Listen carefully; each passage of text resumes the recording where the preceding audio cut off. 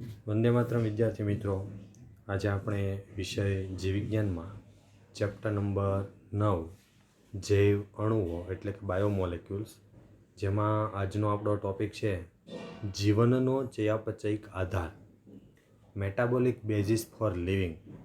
જીવનમાં મહત્ત્વનો ચયાપચયિક આધાર કેવી રીતે હોય છે તેની આપણે રૂપરેખા જોઈએ.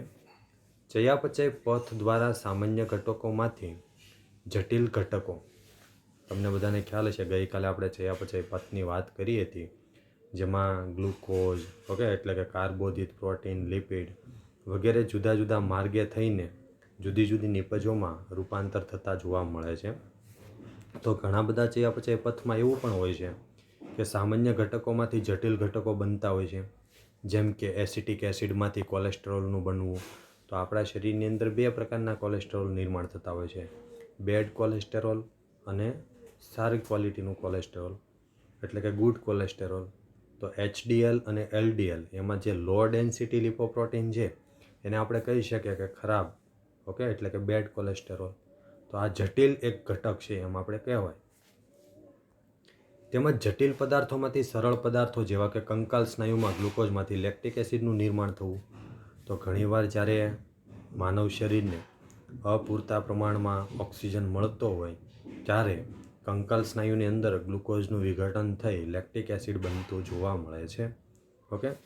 પ્રથમ પ્રકારની પ્રક્રિયાને જૈવ સંશ્લેષણ પથ કે ચય પથ કહે છે. કારણ તો કે કોઈ પણ ઘટક છે પ્રક્રિયાથી છે એમાંથી નિપજ બને છે, જેમ કે એસિટિક એસિડમાંથી કોલેસ્ટેરોલ બને છે તેને આપણે ચય પથ કહીએ. બીજી પ્રક્રિયામાં વિખંડન થતું હોવાથી તેને અપચય પથ કહેવાય. કારણ તો કે ગ્લુકોઝનું વિઘટન થઈ લેક્ટિક એસિડ બને છે, તો અહીંયા વિઘટનની ક્રિયા થઈ છે એટલા માટે એને આપણે અપચય પથ કહીશું. તો જે ક્રિયામાં કોઈ પણ ઘટક એટલે કે નિપજ છે સંશ્લેષિત થતી હોય તો તેને આપણે ચય ક્રિયાઓ કહીએ છીએ, અને જે પ્રક્રિયામાં વિખંડન થતું હોય તેને આપણે અપચય કહીએ છીએ. ચય પથમાં શક્તિ વપરાય છે, જેમ કે એસિટિક એસિડમાંથી કોલેસ્ટ્રોલ બનાવવું હોય તો શક્તિની જરૂર પડે એટલે કે વપરાતી હોય છે. એમિનો એસિડમાંથી પ્રોટીનના નિર્માણમાં શક્તિની આવશ્યકતા રહે છે, કારણ કે ઘણા બધા એમિનો એસિડ છે પેપ્ટાઇડ બંધ વડે જોડાઈને પ્રોટીનનું નિર્માણ કરતા હોય છે, તેમાં શક્તિની જરૂર પડતી હોય છે. જ્યારે બીજી તરફ અપચય પથ દ્વારા શક્તિ મુક્ત થાય છે, કારણ કે ગ્લુકોઝનો અણુ જ્યારે વિઘટિત થતો હોય ત્યારે એમાંથી ઘણી બધી શક્તિ મુક્ત થતી હોય છે. ઉદાહરણ તરીકે જ્યારે કંકાલ સ્નાયુમાં જ્યારે ગ્લુકોઝ લેક્ટિક એસિડમાં વિઘટિત થાય છે ત્યારે શક્તિ મુક્ત થાય છે. તો અહીંયા તમે સામાન્ય રીતે સમજી શકો છો કે ગ્લુકોઝનું વિઘટન એટલે કે દહન થાય ત્યારે શક્તિ મુક્ત થાય છે એટીપી સ્વરૂપે. આ ચયાપચય પથ જેના દ્વારા ગ્લુકોઝમાંથી લેક્ટિક એસિડનું નિર્માણ થાય છે તે 10 ચયાપચયિક ચરણોમાં પૂર્ણ થાય છે, જેને ગ્લાયકોલિસિસ કહે છે. તો વિદ્યાર્થી મિત્રો, ગ્લાયકો એટલે કાર્બોદિત, આમ તો સામાન્યપણે આપણે ગ્લુકોઝ કહેતા હોઈએ છીએ. લાઇસિસ એટલે વિઘટન, તો ગ્લુકોઝનું વિઘટન થઈ પાયરુવિક એસિડ બનવાની ક્રિયાને ગ્લાયકોલિસિસ કહેવામાં આવે છે. તો આ આપણે ચેપ્ટર નંબર 14માં ભણીશું ત્યારે પણ વિશેષ આપણે સમજૂતી પ્રાપ્ત કરીશું કે ગ્લાયકોલિસિસ એટલે શું, કેવી રીતે જુદા જુદા 10 તબક્કાઓમાં એ વિઘટિત થતો જોવા મળતો હોય છે તેની આપણે રૂપરેખા જોઈશું. સજીવોમાં પોષક દ્રવ્યોના અવનત થવાથી મુક્ત થતી આ શક્તિ રાસાયણિક બંધના સ્વરૂપે સંચિત થયેલી હોય છે. તો ખરેખર જે કંઈ એટીપી છે એ શક્તિ સ્વરૂપે મુક્ત થતા હોય છે તો એ જુદા જુદા રાસાયણિક બંધોમાં સંગ્રહિત થતા જોવા મળે છે.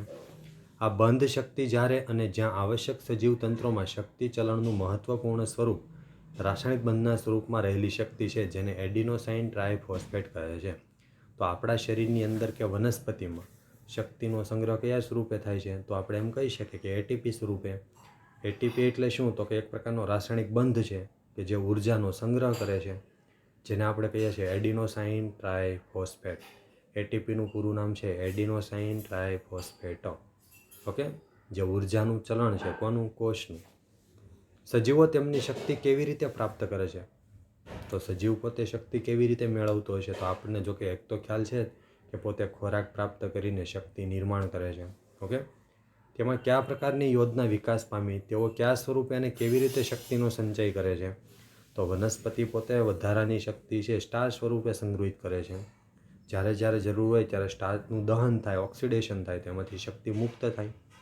એવી જ રીતે મનુષ્યની વાત કરીએ તો વધારાનો જે કંઈ ગ્લુકોઝ છે ગ્લાયકોજન સ્વરૂપે સંગ્રહિત કરે છે. જ્યારે પણ એને ખોરાક ન મળે ત્યારે ગ્લાયકોજનનું વિઘટન ગ્લુકોઝમાં થઈ એમાંથી એટીપી મુક્ત થતા હોય છે. તેઓ શક્તિને કાર્યમાં કેવી રીતે ફેરવે છે, તમે આ બધી જ બાબતોનો ઉપલા ધોરણમાં એક નવી શાખામાં અભ્યાસ કરશો જેને જૈવશક્તિ વિજ્ઞાન કહે છે. તો વિદ્યાર્થી મિત્રો, આ તો બધા અહીંયા તમને ખાલી પ્રશ્ન આપ્યા. આ બધા જ પ્રશ્નોના જવાબ તમને જૈવશક્તિ વિજ્ઞાનમાં જોવા મળે છે. નવો ટોપિક જોઈએ આપણે, ઉત્સેચકો. ખૂબ જ અગત્યનો અને પાયાનો ઘટક ઉત્સેચક. આમ તો ગઈકાલે આપણે ચર્ચા કરી હતી કે બધા જ ઉત્સેચકો છે એ પ્રોટીનના બનેલા જોવા મળે છે. તો અહીંયા પહેલું જ વાક્ય લખેલું છે, લગભગ તમામ ઉત્સેચકો પ્રોટીન હોય છે. ઓકે. કેટલાક ન્યુક્લિક એસિડ ઉત્સેચકની જેમ વર્તે છે. ન્યુક્લિક એસિડ એટલે ડીએનએ કે આરએનએ. ઓકે, એમાંના જે રિબોઝાઇમ છે એ તો ઉત્સેચક તરીકે વર્તે છે એમ આપણે કહી શકીએ. ડીએનએ પોલિમરેઝ 1, 2, 3 એ પણ ઉત્સેચક તરીકે વર્તે છે એમ આપણે કહી શકીએ. તો ઘણા બધા ન્યુક્લિક એસિડ છે ઉત્સેચક તરીકે મહત્ત્વની ભૂમિકા ભજવે છે એમ આપણે કહી શકીએ. તેને રિબોઝાઇમ્સ કહે છે. કોઈ પણ ઉત્સેચકને રેખીય ચિત્ર દ્વારા રજૂ કરી શકાય છે. કોઈ ઉત્સેચક હોય તો એને આપણે દર્શાવવું હોય તો આપણે દર્શાવી પણ શકીએ, ખાલી સમજવા માટે. ઉત્સેચકમાં પણ પ્રોટીન જેવી પ્રાથમિક સંરચના જોવા મળે છે જે એમિનો એસિડની શૃંખલાથી બનેલી હોય છે. તો ઘણા બધા એમિનો એસિડ છે પેપ્ટાઇડ બંધ વડે જોડાઈને લાંબી પોલીપેપ્ટાઇડ શૃંખલા બનાવતા હોય છે જેને આપણે કહીએ છીએ પ્રોટીન. તો ઉત્સેચક પણ જુદા જુદા પ્રોટીન ઘટકોના બનેલા હોય છે. તો એના બંધારણમાં પણ એમિનો એસિડ જોવા મળે છે. પ્રોટીનની જેમ ઉત્સેચકમાં પણ દ્વિતીયક અને તૃતીયક સંરચના જોવા મળે છે. જ્યારે તમે તૃતીય સંરચના જોશો તો ખ્યાલ આવશે કે પ્રોટીન શૃંખલાનો મુખ્ય આધાર ભાગ તેની ઉપર સ્વયં કુંતલિત થયેલો હોય છે અને શૃંખલા સ્વયં આડી અવળી ગોઠવાયેલી હોય છે. તો ઉત્સેચકનું બંધારણ કેવું છે એની વાત કરેલી છે. તો કે પ્રોટીનનું બનેલું હોવાથી ગૂંચળામય રચના જોવા મળે છે. કુંતલ સ્વરૂપે એની ગોઠવણી જોવા મળતી હોય છે, જેથી બધા ખાંચા કે ગુહા બની શકે. આ વિશિષ્ટ ગુહાને સક્રિય સ્થાન કહે છે. તો ઉત્સેચકના બંધારણમાં પ્રોટીનની અમળાયેલી શૃંખલાઓ હોવાથી એમાં જુદી જુદી જગ્યાએ ખાંચા જેવો ભાગ હોય છે. ઓકે, કે જેને આપણે સક્રિય સ્થાન કહીએ છીએ, કે જ્યાં કોઈ બીજો અણુ છે એ સરળતાથી જોડાઈ શકે. ઉત્સેચકના સક્રિય સ્થાન કે ખાંચા કે ગુહા સ્વરૂપે તેમાં પ્રક્રિયક આવીને ગોઠવાય છે. આ પ્રકારે ઉત્સેચક સક્રિય સ્થાન દ્વારા પ્રક્રિયાઓને ઊંચા દરે ઉત્પ્રેરિત કરે છે. તો ખરેખર એની રચના કેવી હોય છે, સમથિંગ લાઈક આ રીતનો ધારો કે ઉત્સેચક છે. તો અહીંયા જે આ ખાંચા જેવો ભાગ છે ત્યાં ચોક્કસ પ્રકારનો અણુ છે જોડાઈ જશે. ઓકે, અને ઉત્સેચક પ્રક્રિયાથી સંકુલ નિર્માણ કરતો હોય છે. ઉત્સેચક ઉત્પ્રેરક અકાર્બનિક ઉત્પ્રેરક કરતાં ઘણા બધા પ્રકારે જુદા પડે છે, પરંતુ એક મહત્ત્વનો ભેદ રજૂ કરવો જરૂરી છે. તો હવે આપણે જોઈએ કે ઉત્સેચકો છે એની અંદર કયા પ્રકારનો તફાવત જોવા મળતો હોય છે. અકાર્બનિક ઉત્પ્રેરક ઊંચા તાપમાન અને દબાણ પર કુશળતાપૂર્વક કામ કરે છે, જ્યારે ઉત્સેચકો ઊંચા તાપમાને ક્ષતિગ્રસ્ત થઈ જાય છે. તો ખરેખર ઇનઓર્ગેનિક જે કાંઈ ઉત્પ્રેરક અણુ હોય છે એને ઊંચા તાપમાને તો સરળતાથી સારી રીતે કામ કરતા હોય છે, પરંતુ જો ઉત્સેચક હોય તો એક કુદરતી રીતે એને જો ઊંચું તાપમાન આપવામાં આવે તો એ વિઘટિત થઈ જતા હોય છે, કારણ કે ચોક્કસ તાપમાને સક્રિય રીતે કાર્યરત હોય છે એમ આપણે કહી શકીએ. સામાન્ય રીતે ઊંચા તાપમાને જેમ કે ગરમ કુંડ કે સલ્ફરના ઝરણામાં જોવા મળતા સજીવોમાંથી મેળવવામાં આવતા ઉત્સેચકો સ્થિર હોય છે અને તેમની ઉત્પ્રેરક શક્તિ ઊંચા તાપમાને 80 ડિગ્રીથી 90 ડિગ્રી સુધી પણ સ્થિર રહે છે. તો ઘણા બધા ઉત્સેચકો એવા પણ છે કે જેને તમે સામાન્યતઃ 80થી 90 ડિગ્રી સેન્ટીગ્રેડ તાપમાન આપો તો એ સારી રીતે સ્થિર વલણ દર્શાવે છે. ઉપરના ઉત્સેચકો જે થર્મોફિલિક એટલે કે ઉષ્માનુરાગી સજીવોમાંથી અલગ તારવવામાં આવ્યા છે તે ઉષ્મા સ્થાયી હોય છે, તે તેની વિશિષ્ટતા છે. તો ખરેખર ઉત્સેચકોનું નેચર કેવું છે, કુદરતી રીતે આપણે જોઈએ તો ઊંચું તાપમાન ઉત્સેચકને આપીએ તો વિઘટિત થતા હોય છે, પરંતુ કુદરતની અંદર ઘણા બધા ઉત્સેચકો એવા પણ છે કે જે થર્મોફિલિક નેચર ધરાવે છે, એટલે કે ઉષ્મા છે એના પ્રત્યે ઉષ્મા પ્રત્યે આકર્ષિત હોય તેવું, જેને ઉષ્માનુરાગી કહેવામાં આવે. તો આવા સજીવોની અંદરથી જ્યારે આપણે થર્મોફિલિક એનિમલમાંથી અલગ તારવીએ તો આપણને ઉષ્મા છે સ્થાયી જોવા મળતી હોય છે. કેટલી ડિગ્રી સેન્ટીગ્રેડ તાપમાન? તો કે 80થી 90 ડિગ્રી સેન્ટીગ્રેડ તાપમાન. ઓકે, તો આજે આપણે ચર્ચા કરી કે કેવી રીતે ઉત્સેચકો છે એ કુદરતી રીતે જોવા મળતા હોય છે, એનું બંધારણ કેવું હોય છે, સક્રિય સ્થાનો કેવી રીતે નિર્માણ થતા હોય છે, એના બંધારણમાં કોણ મહત્ત્વની ભૂમિકા ભજવે છે, આ બધી આપણે રૂપરેખા જોઈ ઉત્સેચકની. તો આ બધી વાત છે એ ઉત્સેચકની પાયાની વાત છે એમ આપણે કહી શકીએ. ઓકે, કે જેનાથી તમને ખ્યાલ આવે કે જુદા જુદા ઉત્સેચકો બંધારણની દ્રષ્ટિએ કેવા હોય છે અને એની પ્રકૃતિ કેવી જોવા મળતી હોય છે. રાસાયણિક પ્રક્રિયાઓ પણ ઉત્સેચકોમાં જોવા મળતી હોય છે. તો વિદ્યાર્થી મિત્રો, રાસાયણિક પ્રક્રિયા તો આમ સામાન્યપણે હું તમને વાત કરું તો તમે ખ્યાલ હોય તો બરફ હોય, બરફ એને તમે તાપમાન આપો તો એનું રૂપાંતર છે તમને પાણીમાં થતું જોવા મળે છે.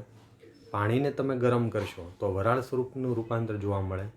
તો એનો મિનિંગ એમ કે જેમ જેમ એમાં બદલાવ આવે છે, તાપમાન આપવામાં આવે તો પાણીના અણુમાં એની જે કુદરતી રચના છે એના ગુણધર્મોમાં બદલાવ આવે છે, જેને આપણે કહીએ છીએ રાસાયણિક પ્રક્રિયા. એવી જ રીતે તમે વરાળને ઠંડી પાડો તો ફરી પાછું પાણી બને, પાણીને ઠંડુ પાડશો તો બરફ બની જાય છે. તો ટૂંકમાં રાસાયણિક પ્રક્રિયાઓ કેવી રીતની થતી હોય છે એની આપણે થોડીક વાત કરીએ. ઉત્સેચક શું છે તેના પહેલાં સમજી લેવું જરૂરી છે કે રાસાયણિક પ્રક્રિયાઓ શું છે. રાસાયણિક સંયોજનમાં બે પ્રકારના પરિવર્તન હોય છે, એક તો ભૌતિક અને બીજું રાસાયણિક. ભૌતિક પરિવર્તન જેમાં બંધના તૂટ્યા વગર સંયોજનના આકારમાં રૂપાંતરણ થાય છે, જેમ કે બરફનું પાણીમાં અને પાણીનું વરાળમાં. અન્ય ભૌતિક પ્રક્રિયામાં દ્રવ્યની અવસ્થામાં પરિવર્તન થાય છે, જેમ કે બરફનું ઓગળીને પાણીમાં પરિવર્તન પામવું અથવા પાણીનું વરાળમાં. આ પણ ભૌતિક પ્રક્રિયાઓ છે. રૂપાંતરણ સમયે બંધોનું તૂટવું કે નવા બંધનું નિર્માણ થવું એ જ રાસાયણિક પ્રક્રિયા છે. ઉદાહરણ તરીકે અહીંયા તમને એક સમજવા માટે સરળ ઉદાહરણ આપ્યું. બેરિયમ હાઇડ્રોક્સાઇડ છે એની સલ્ફ્યુરિક એસિડ સાથે પ્રક્રિયા કરાવીએ તો આપણને બધાને ખ્યાલ છે કે નિપજ સ્વરૂપે આપણને શું મળે, તો કે બેરિયમ સલ્ફેટ અને પાણીનો અણુ. ઓકે, આ એક અકાર્બનિક રાસાયણિક પ્રક્રિયા છે. તેવી જ રીતે સ્ટાર્ચનું તમે જો જળ વિભાજન કરો વિદ્યાર્થી મિત્રો તો ગ્લુકોઝનું નિર્માણ થાય છે, કારણ કે સ્ટાર્ચનું વિઘટન થઈ ગ્લુકોઝ બને. આ એક કાર્બનિક રાસાયણિક પ્રક્રિયા છે. ભૌતિક કે રાસાયણિક પ્રક્રિયાઓના દરનો સીધો સંબંધ એકમ સમયમાં બનતી નિપજો સાથે હોય છે. તો એકમ સમયમાં બનતી નિપજો જેને આપણે કહીએ છીએ રાસાયણિક દર. ઓકે, તો રાસાયણિક પ્રક્રિયાનો દર ડેલ્ટા પી વડે દર્શાવવામાં આવે. ઓકે, ડેલ્ટા પીના છેદમાં ડેલ્ટા ટી. ડેલ્ટા ટી એટલે એકમ સમયમાં થતો ફેરફાર. કોની અંદર, તો કે નિપજમાં. કેટલી નિપજ બને છે એકમ સમયમાં એની વાત, જે રાસાયણિક પ્રક્રિયાનો દર દર્શાવે છે. તો દર is equal to delta P upon delta T. જો દિશા નક્કી હોય તો આ દરને વેગ પણ કહેવામાં આવે છે. તમે લોકો ભૌતિકની અંદર જુદી જુદી રાશિઓ ભણીને આવ્યા, તો ભૌતિક વિજ્ઞાનની અંદર તમને બધાને ખ્યાલ છે કે જો દિશા નક્કી હોય તો એને આપણે વેગ પણ કહીએ છીએ. ભૌતિક તેમજ રાસાયણિક પ્રક્રિયાઓનો દર અન્ય કારકો સાથે તાપમાન દ્વારા પ્રભાવિત થતો હોય છે. એક સર્વ સ્વીકૃત નિયમ અનુસાર પ્રત્યેક 10 ડિગ્રી સેન્ટીગ્રેડ તાપમાન વધવાથી કે ઘટવાથી પ્રક્રિયાઓનો દર ક્રમશઃ બમણો કે અડધો થઈ જાય છે. એ તો સ્વાભાવિક છે કે જેમ જેમ આપણે તાપમાન વધારીએ તેમ તેમ રાસાયણિક પ્રક્રિયાઓનો દર વધે, જેમ જેમ આપણે તાપમાન ઘટાડીએ એમ રાસાયણિક પ્રક્રિયાનો દર ઘટે. જેમ કે દૂધને આપણે ગરમ કરીએ છીએ તો અતિ ઊંચા તાપમાને ગરમ કરી ઠંડુ પાડતા એને તમે લાંબો સમય સુધી સુરક્ષિત રાખી શકો છો. ઓકે, તો એની અંદર બેક્ટેરિયલ ઇન્ફેક્શન લાગવાના ચાન્સ ઘટી જાય છે, કારણ તો કે રાસાયણિક પ્રક્રિયાનો દર એમાં ઘટી ગયો છે. ઉત્પ્રેરિત પ્રક્રિયાઓ અનઉત્પ્રેરિત પ્રક્રિયાઓની સરખામણીમાં ઊંચા દરથી પૂર્ણ થાય છે, જ્યારે કોઈ ઉત્સેચક દ્વારા થતી ઉત્પ્રેરિત પ્રક્રિયાઓનો દર અનઉત્પ્રેરિત પ્રક્રિયા દ્વારા પૂર્ણ થનારી પ્રક્રિયાઓથી ઘણો વધારે હોય છે. તો કે જ્યારે આપણે ઉત્સેચક માધ્યમમાં દાખલ નથી કરતા ત્યારે ધીમે ધીમે પ્રક્રિયા થાય છે, પરંતુ જો માધ્યમની અંદર આપણે ઉત્સેચક દાખલ કરીએ તો ઝડપથી આપણને નિપજ પ્રાપ્ત થાય છે, એવું અહીંયા આ વાક્ય કહેવા માગે છે. તો જોઈએ આપણે એક ઉદાહરણ. જેમ કે કાર્બન ડાયોક્સાઇડનો અણુ છે પાણી સાથે રાસાયણિક રીતે પ્રક્રિયા કરે તો કાર્બોનિક એસિડ બનાવે. કયા ઉત્સેચકની મદદથી? કાર્બોનિક એનહાઇડ્રેઝ નામના ઉત્સેચકની મદદથી. પરંતુ જ્યારે માધ્યમની અંદર જો કાર્બનિક એનહાઇડ્રેઝ નામનો ઉત્સેચક ન હોય તો કાર્બનિક એસિડ બનશે પણ બહુ ધીમો ધીમો બનશે. તો જોઈએ કે અહેવાલ. આ પ્રક્રિયા ઉત્સેચકની ગેરહાજરીમાં ખૂબ જ મંદ ગતિથી થાય છે. કેટલી મંદ ગતિથી? તો કે 1 કલાકમાં કાર્બનિક એસિડના 200 અણુ બને, એટલે કે નિર્માણ થાય. પણ જો આપણે ઉત્સેચક દાખલ કરીએ પછી કેટલું ઝડપથી બને છે જોઈએ. પરંતુ ઉપરની પ્રક્રિયામાં કોષરસમાં હાજર ઉત્સેચક જેનું નામ છે કાર્બનિક એનહાઇડ્રેઝ, હાજરીમાં તીવ્ર ગતિથી પૂર્ણ થાય છે, જેમાં કાર્બનિક એસિડના 6 લાખ અણુ પ્રતિ સેકન્ડમાં બને છે. તો એક સમય હતો કે માત્ર 1 કલાકમાં 200 અણુ બનતા હતા. જેવો ઉત્સેચક દાખલ કરવામાં આવ્યો કે સીધા જ 1 સેકન્ડમાં 6 લાખ અણુ બનવા મળ્યા. તો વિચાર કરો પ્રક્રિયાનો વેગ કેટલો ઝડપી થઈ ગયો. ઓકે, ઉત્સેચકે આ પ્રક્રિયાનો વેગ 10 મિલિયન ગણો વધારે કરી દીધો. ઉત્સેચકની આ શક્તિ હકીકતમાં અકલ્પનીય લાગે છે. તો હવે તમે સમજી શકો છો કે ઉત્સેચક કેટલી મહત્ત્વની ભૂમિકા ભજવે, કેટલું ઝડપથી નિપજમાં રૂપાંતર કરીને આપતું હોય છે. હજારો પ્રકારના ઉત્સેચકો હોય છે જે વિશેષ પ્રકારની રાસાયણિક કે ચયાપચયિક પ્રક્રિયાઓને ઉત્પ્રેરિત કરે છે, એટલે કે ઉદ્દીપિત કરે છે, એટલે કે ઝડપથી પ્રક્રિયાર્થીમાં નિપજમાં રૂપાંતર કરતા હોય છે. બહુચરણીય રાસાયણિક પ્રક્રિયાઓમાં જ્યારે પ્રત્યેક ચરણ એક જટિલ ઉત્સેચક કે જુદા જુદા પ્રકારના ઉત્સેચકથી ઉત્પ્રેરિત થાય છે, તો તેને ચયાપચયિક પથ કહે છે. ઉદાહરણ અહીંયા આપેલું છે, જેમ કે ગ્લુકોઝમાંથી પાયરુવિક એસિડના 2 અણુ બનાવવા હોય, જેને આપણે ગ્લાયકોલિસિસ કહીએ, તો જુદા જુદા 10 તબક્કાઓની અંદર ઘણા બધા ઉત્સેચકો મહત્ત્વની ભૂમિકા ભજવે, ત્યારે જઈને પાયરુવિક એસિડના 2 અણુ અસ્તિત્વમાં આવે. ઓકે, તો ગ્લુકોઝમાંથી પાયરુવિક એસિડનું નિર્માણ થવું તે પણ એક રાસાયણિક પદ્ધ દ્વારા થાય છે, કે જેમાં જુદા જુદા 10 પ્રકારના તબક્કાઓ છે. 10 સ્ટેપની અંદર જુદા જુદા ઉત્સેચકો છે ચયાપચયિક પ્રક્રિયાઓને ઉત્પ્રેરિત કરે છે, જેનો આપણે ચેપ્ટર નંબર 14માં અભ્યાસ કરીશું ત્યારે તમને વધારે ખ્યાલ આવશે. તો કહેવાનો મિનિંગ એમ છે કે શ્વસનની પ્રક્રિયામાં પણ ઉત્સેચકો મહત્ત્વની ભૂમિકા ભજવતા જોવા મળે છે. આ તબક્કે તમારે જાણી લેવું જોઈએ કે ચયાપચયિક પથ 1 કે 2 કે તેથી વધુ પ્રક્રિયાઓ દ્વારા જુદા પ્રકારના ચયાપચયિક અંત્ય ઉત્પાદનો બનાવે છે. તો વિદ્યાર્થી મિત્રો, ઘણા બધા ઉત્પાદનો છે એ ચયાપચયિક પથ દ્વારા બનતા જોવા મળે છે. અહીંયા આપણે ખાલી મામૂલી એક ઉદાહરણ લીધું કે ગ્લુકોઝમાંથી પાયરુવિક એસિડ. ઓકે, એવી જ રીતે આપણા કંકાલના સ્નાયુમાં અજારક સ્થિતિમાં, એટલે કે જ્યારે કંકાલ સ્નાયુમાં અપૂરતી માત્રામાં ઓક્સિજનનો જથ્થો મળતો હોય ત્યારે લેક્ટિક એસિડનું નિર્માણ થાય છે, જેને આપણે આથવણની ક્રિયા કહીએ. અજારક સ્થિતિની પોઝિશન એટલે શું? તો કે O2ની ગેરહાજરીમાં થતું ગ્લુકોઝના અણુનું દહન, જેને આપણે અજારક શ્વસન કહીએ. તો આથવણની ક્રિયા છે. ઓકે, લેક્ટિક એસિડ આથવણ જેને આપણે કહેતા હોઈએ છીએ. જ્યારે સામાન્ય જારક સ્થિતિમાં, એટલે કે ઓક્સિજનની હાજરીમાં પાયરુવિક એસિડનું નિર્માણ થતું હોય છે.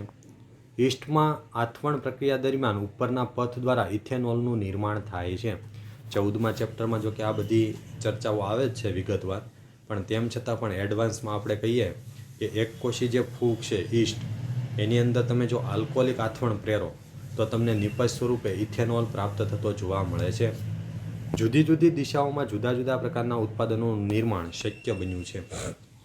તો વિદ્યાર્થી મિત્રો, આજે આપણે રૂપરેખા જોઈ કે કેવી રીતે ઉત્સેચક છે એ જુદા જુદા અણુઓના નિર્માણમાં, પ્રક્રિયાને ઝડપી બનાવવામાં, ઝડપથી નિપજમાં રૂપાંતર થાય એવું કરવામાં મહત્ત્વની ભૂમિકા ભજવે છે, એવા આપણને ઘણા બધા ઉદાહરણો દ્વારા સમજૂતી પ્રાપ્ત થઈ. તો આજે આપણે ઉત્સેચકો વિશે સમજણ પ્રાપ્ત કરી. Have a nice day, good day.